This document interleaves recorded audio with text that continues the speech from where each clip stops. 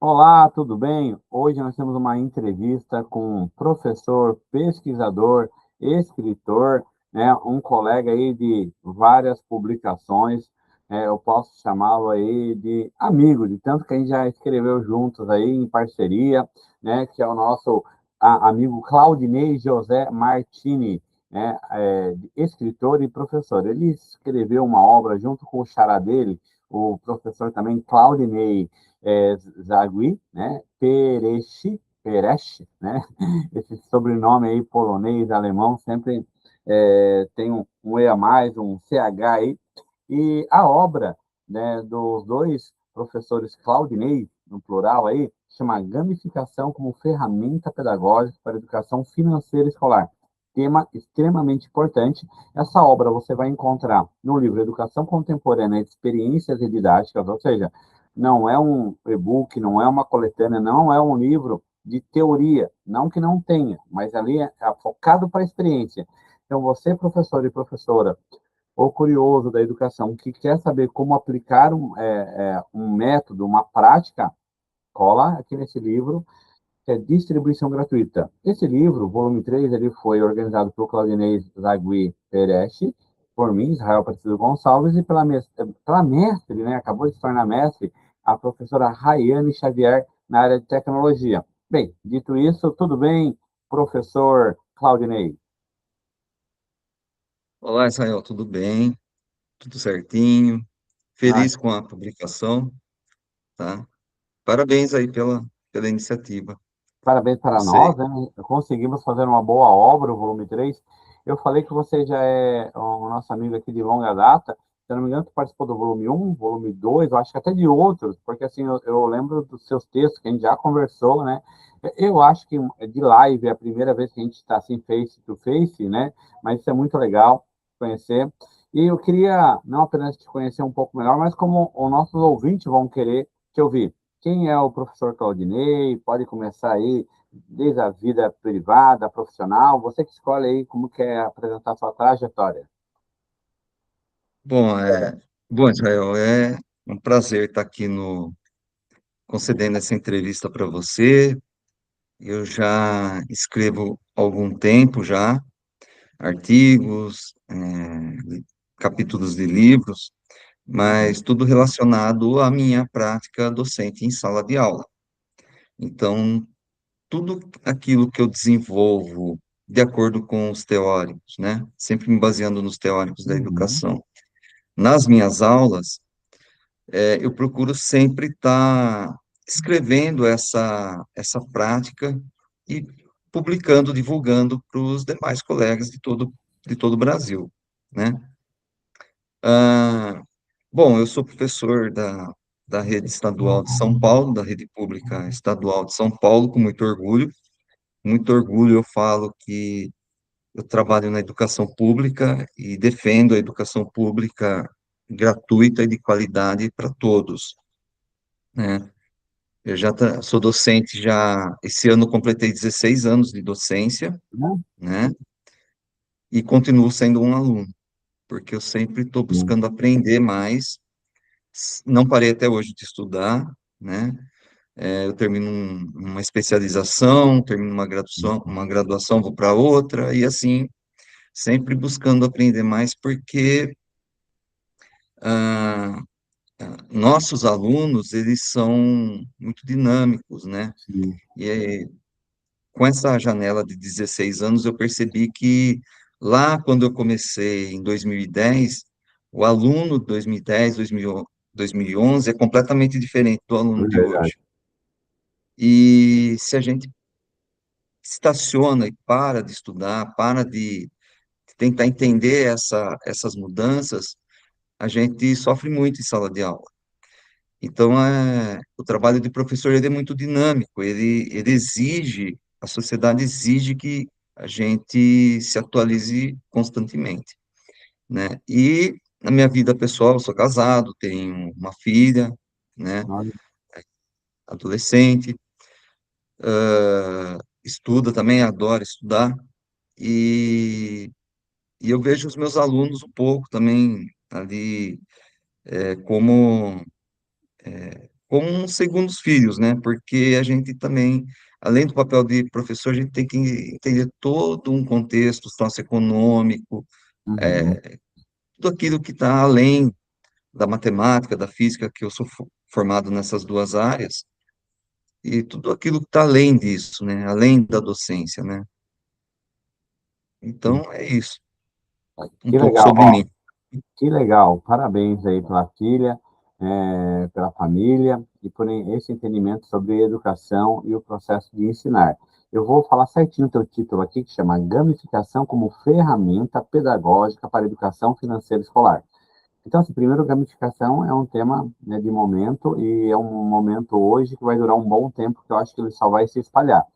O outro tema é a palavra ferramenta pedagógica, que eu adoro, porque assim, a gente fala muito em educação, mas a gente esquece de falar dessa instrumentalização no bom sentido da palavra, são as ferramentas pedagógicas. E o terceiro, que é o tema também, que é essencial, que é a educação financeira, escolar. Agora, eu lendo o seu texto, né, várias vezes, eu achei interessante que tu trouxe para essa discussão, né, da física, da matemática, da estatística, o Paulo Freire, aonde que ele se encaixa na sua obra, né? Por que, que dá de trazer ele para um tema tão relevante? Assim que pode nos trazer. Eu achei legal, assim, sabe? Porque geralmente tu vai ler Paulo Freire, sociologia, história, mas, pô, educação financeira, Paulo Freire. Paulo Freire é a nossa referência, né? Em educação, ele é uma das principais referências brasileiras na educação. Eu trago Paulo Freire para essa obra no sentido da educação dialógica, né? Quando o Paulo Freire ele diz que a educação ela é dialógica, ele quer dizer o seguinte, que a educação hoje não é mais aquela mera transmissão de conteúdos. Você tem que considerar os conhecimentos prévios que os alunos trazem e você tem que interagir com os alunos com esses conhecimentos prévios que eles trazem. Então, quando eu trago o Paulo Freire para a educação financeira, o meu intuito foi, pô, esses alunos têm uma família e eles trabalham, todo mundo trabalha com dinheiro, com contas, a pagar e a receber todo dia. Então, o contexto da educação financeira, que é preconizado, inclusive, na BNCC, está nos parâmetros da BNCC, né, um tema transversal, e na Estratégia Nacional de Educação Financeira, tá, lá de 2010, em que a educação financeira nas escolas ela deve ser tratada não como cunho de mera transmissão de conhecimentos, mas sim ali numa abordagem dialógica. É por isso que o Paulo Freire entrou no trabalho, eu cito ele no trabalho, né? Essa interação entre o Isso. professor e aluno, professor como mediador, né? Em E, nenhum momento ele e, é o transmissor do conteúdo. e quem está nos ouvindo, né, pensa assim, então é Paulo Freire, é um estudo mais teórico. Não, eu acho que isso que é o legal do Claudinei, né, do nosso professor, que é o seguinte, ele trabalha a parte teórica, que é o Paulo Freire, né, os dois Claudinei, porém, né, quando tu vai analisar a pesquisa dele, o Paulo Freire é o suporte teórico, porque ele parte de dois princípios que eu achei bem legal. Primeiro que é a observação, né? Então, ou seja, o professor não está alheio ao seu meio escolar. Ele observou que os alunos tinham dificuldades na matemática financeira. E um segundo item que aí eu acho que a chave do negócio, né, via um questionário, via a questão das resoluções em exercício em sala de aula, tu também percebeu que os alunos não tinham condições ali naquele momento de ter um bom aproveitamento, né? Então, falou, o que que eu vou fazer, né? Se, entre aspas, a forma tradicional não está dando certo, o contexto escolar e familiar desses alunos não permite uma boa educação financeira, em especial na escola, o resultado tá dando também que não dá certo, o que eu vou para onde? Eu vou para uma estratégia diferente, né? Aí a minha suposição, né? E essa estratégia diferente foi a gamificação, é isso?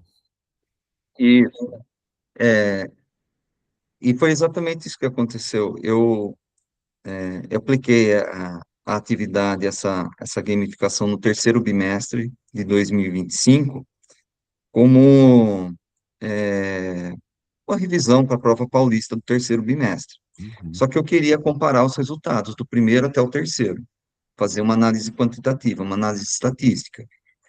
Ah, eu apliquei o mesmo questionário, só que com perguntas diferentes no segundo bimestre, mas eu não utilizei a gamificação. Então, foi ali uma aula de perguntas e respostas, e eu vi que teve pouco engajamento. E foi exatamente isso que você mencionou. Eu precisava mudar. Foi então que eu apliquei essa gamificação, tá? Então, eu percebi uma mudança muito grande de engajamento, tá? E aí eu trago o Ausubel, né? Que ele vai falar da aprendizagem significativa, tá? Então, nessa prática, eu utilizei uma roleta digital, né? Projetada na lousa, e um jogo de boliche virtual, né? E ali tinha um prêmio de acordo com as garrafinhas, os pinos que eles derrubavam. Mas só que eles só tinham direito ao boliche se o grupo, né? Eu dividi eles em grupos, em equipes, com um tempo ali de 5, 6 minutos aproximadamente, para Certo. responder as perguntas, para eles pensarem na resposta, e de acordo com a quantidade de pinos ali que eles derrubavam do boliche, eles ganhavam ali um prêmio simbólico, né? E aí teve um envolvimento muito grande da sala. Foi uma sala do primeiro ano do ensino médio. E foi muito gratificante ver o resultado, né?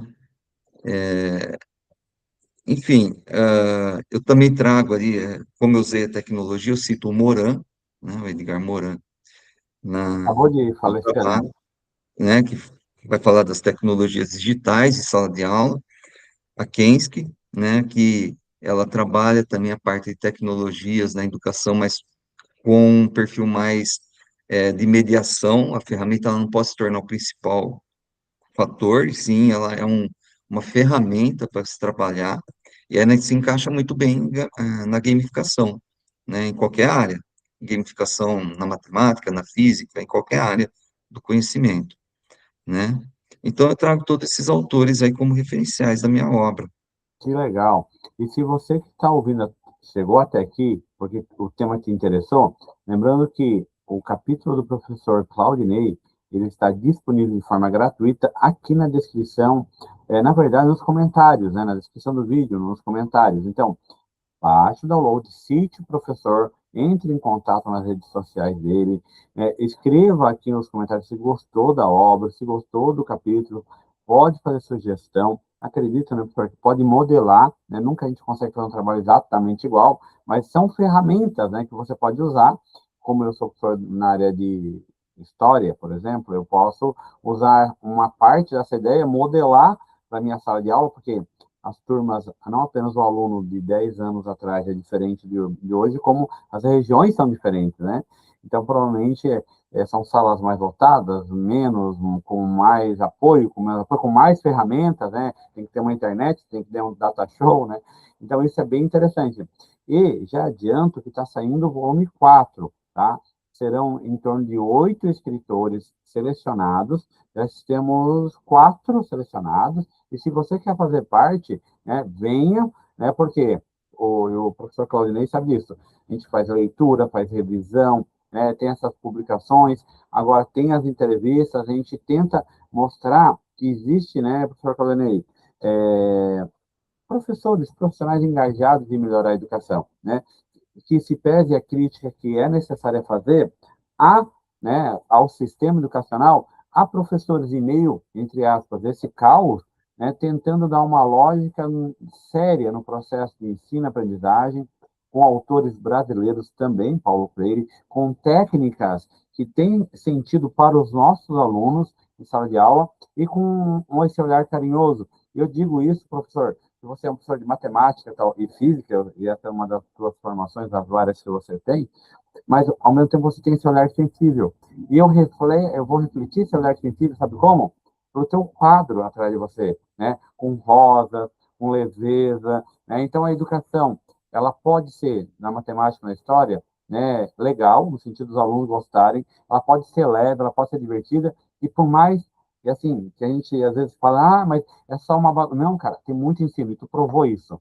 né? Mostrando na matemática, ali na estatística, que eles tinham 30%, depois 40%, chegamos a quase 60%. Então, ou seja, no final do ciclo do projeto, tu dobrou o ensino-aprendizagem. E isso muda tudo. É isso que vale, né? É isso que significou o teu trabalho de um ano praticamente, né, professor? E aí eu passo a bola aqui para você, a palavra, para fazer as tuas considerações finais, e já te agradecendo pelo teu tempo, pela tua escrita, pela sua dedicação. Eu não tenho como te dar um prêmio, mas se eu pudesse, daria um prêmio gigante pela tua dedicação. Muito obrigado, Israel. É, então, o meu trabalho, eu espero que ele contribua com colegas, professores do Brasil todo, né? É, um, é um texto que ele é bem adaptável a qualquer área de ensino, Uhum. a qualquer área da ciência em sala de aula. E eu gosto muito também de um, de um estudioso da educação, que é o Pedro Demo, Sim, professor feliz ano. Pedro Demo. E ele estimula muito. Eu assisti uma palestra dele o ano passado, num congresso que eu Velhinho, participei. hein? Tá velhinho. Ele tá, já é um senhorzinho já. E olha, adorei as palavras dele, que ele fala justamente isso. O professor pesquisador, ele não é apenas lá na universidade que ele tem que estar. A escola pública, a escola básica, a educação é um laboratório riquíssimo para se produzir conhecimento. Então, o professor da escola básica, ele também tem que ser o pesquisador. Então, Claro, eu estimulo a todos os meus colegas, façam pesquisas na escola, contribuam com a ciência, né? Todos os meus trabalhos, artigos, livros, capítulos de livros que está aí publicado, são todas práticas de sala de aula que eu fiz durante a minha trajetória, né? E pretendo continuar desenvolvendo e publicando toda a minha prática aí. E agradeço muito a oportunidade de estar aqui concedendo essa entrevista para você, conversando com você, com o público, né? E eu espero aí que, que o pessoal tenha muito acesso ao livro, participem da quarta edição, tá? Que eu pretendo mandar um trabalho também, outro trabalho aí para contribuição, tá? E agradeço a oportunidade, de nós novo. que agradecemos, professor Claudinei, José Martini. E assim, publique, seja aqui para o volume 4, seja comigo para a editora Catarina Alexandria, seja por outras editoras com qualidade, artigos científicos. O importante é isso, né? Você ter seu olhar sensível, fazer as pesquisas de forma séria, como você fez, registrar, mapear, para você aperfeiçoar depois, a gente sempre está melhorando, e também para os outros colegas poderem modelar e para mostrar, né, que tanto em São Paulo quanto no Rio de Janeiro e Santa Catarina há muitos professores sérios lutando com orgulho de participar da rede, e o caminho é esse, né? Pesquisa, ciência, seriedade e envolvimento. Querido, muito obrigado. Deixe, né, quem está vendo essa entrevista, né, seu joinha, seu comentário. Obrigado, querido. Vamos para o próximo, né, volume 4 com mais um artigo, com mais uma pesquisa. Valeu. Muito obrigado.